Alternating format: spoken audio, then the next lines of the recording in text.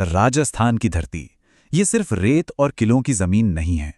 ये जमीन है त्याग की, वचन की और उन कहानियों की जो आज भी लोगों के दिलों में जिंदा हैं।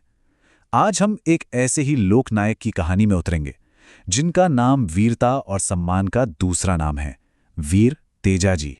अच्छा, इस कहानी की शुरुआत ना एक सवाल से करते हैं।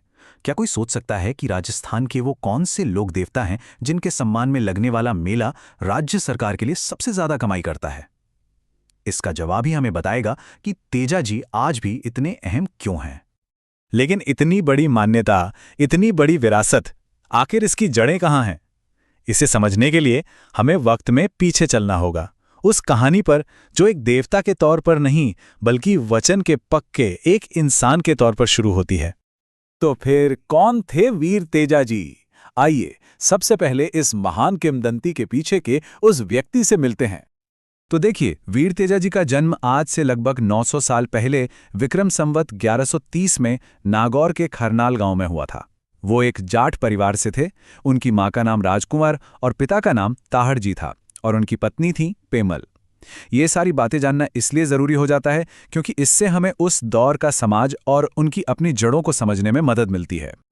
हर हीरो की कहानी में ना एक ऐसा मोड़ ज़रूर आता है जो उनके भाग्य को हमेशा के लिए तय कर देता है। तेजाजी की जिंदगी में वो मोड़ आया लाछा गुजरी की एक पुकार के साथ। तो हुआ ये कि लाछा गोजरी नाम की एक महिला की सारी गायें चोरी हो गईं।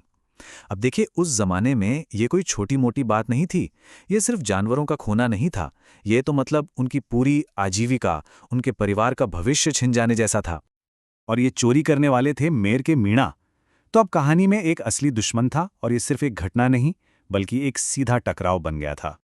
अब सोचिए, जब मदद के सारे दरवाजे बंद हो गए तो लाछा गुजरी अपनी आखिरी उम्मीद लेकर एक ऐसे इंसान के पास पहुंची जो अपनी बहादुरी और वचन के लिए पूरे इलाके में जाने जाते थे, वीर तेजाजी। और तेजाजी ने उन्हें निराश नहीं किया। उन्होंने लाछा गुजरी को वचन दिया कि वो उनकी गायें हर हाल में वापस लाएंगे। और ये सिर्फ एक वादा नहीं था, ये एक प्रण था। एक ऐसा प्रण जिसे पूरा करने के लिए वो किसी भी हद तक जाने को तैयार थे।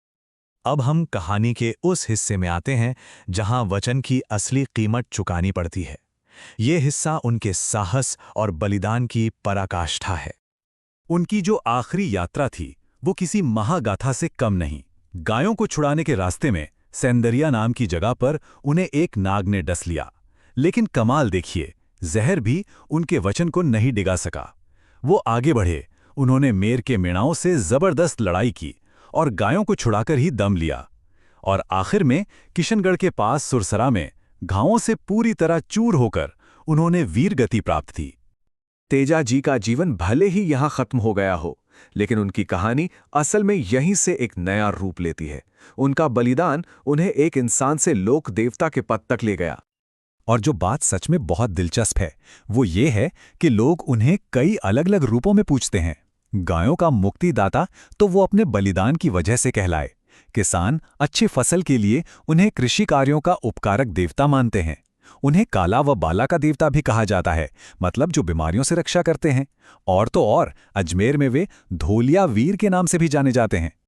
हाँ, और उनकी पूजा से जुड़ी परंपराएं भी उतनी ही गहरी हैं। उनके पुजारियों को घोड़ला कहते हैं और उनकी वीर घोड़ी लीलण को भी आज तक याद किया जाता है। वो उनकी यात्रा की एक बहुत अहम साथी जो थी। और जानते हैं सबसे कमाल की बात क्या है? ये विरासत आज भी पूरी तरह से जिंदा है।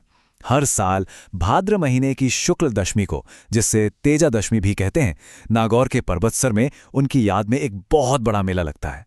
पर यह सिर्फ एक धार्मिक मेला नहीं बल्कि राजस्थान का एक बहुत बड़ा राज्य स्तरीय पशु मेला भी है।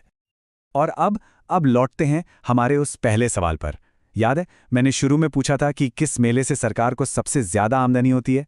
जी हाँ, वो यही मेला है, वीर तेजाजी का पशु मेला। ये उनकी स्थायी सांस्कृतिक और आर्थिक विरासत का सबसे बड़ा सबूत है। आखिर में उनकी सारी उपाधियां, सारी कहानियां, उन सब का सार एक ही बात में है, गायों का मुक्तिदाता।